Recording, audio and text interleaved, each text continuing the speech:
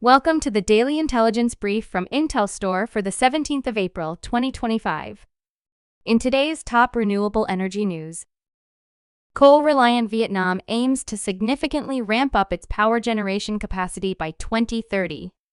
They will focus on renewable energy and adding nuclear power to the mix, according to the country's newly amended National Power Plan. To meet the targets, Vietnam would need a total investment of $136.3 billion by 2030. The government said that is equivalent to more than a quarter of its 2024 gross domestic product. Under the new plan, solar power would account for 25 to 31% of total capacity by 2030. Onshore and nearshore wind energy would go up to 14 to 16% from nearly zero at the start of the decade, the government said. Companies abandoned plans to invest almost $8 billion in U.S. clean energy-related factories and other projects in the first quarter amid escalating market uncertainty. Most projects were either canceled or downsized. In several cases, existing plants due for expansion or upgrade were closed. About 7,800 new jobs were never created as a result.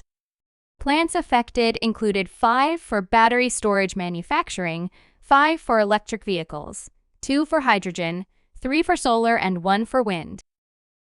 Offshore wind has tremendous potential resource for Texas, with the technical potential to generate electricity equal to 166% of today's current demand. Despite this, Texas Senate Bill SB 383 by Senator Mayes Middleton would direct the Public Utility Commission to prohibit the interconnection of offshore wind energy projects under certain circumstances. The proposed bill was heard by the Senate Business and Commerce Committee on Tuesday. 71% of Texans support offshore wind in the Gulf of Mexico and only 9% oppose it. The U.S. President's order for BOEM to halt offshore wind projects threatens thousands of manufacturing jobs.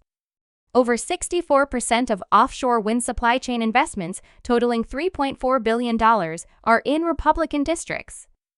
The freeze could stall manufacturing contracts in as many as 40 states, including projects in Texas, Ohio, and Wisconsin. Union leaders and lawmakers warn that this stance will hinder U.S. clean energy manufacturing, potentially benefiting China's dominance in the sector. Brooklyn officials, including a state senator, representative, and local council member, slammed the administration's announcement on Wednesday, which revoked approval for the Empire Wind 1 renewable energy project to continue construction.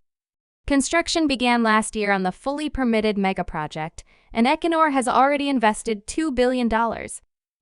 Besides supplying power, the project provided thousands of good-paying union jobs and apprenticeships for our young workers. The project will provide billions in economic investment in neighborhoods like Sunset Park and Red Hook. You can learn more about all of IntelStor's market and sales intelligence offerings at www.intelstor.com and subscribe to our channel today.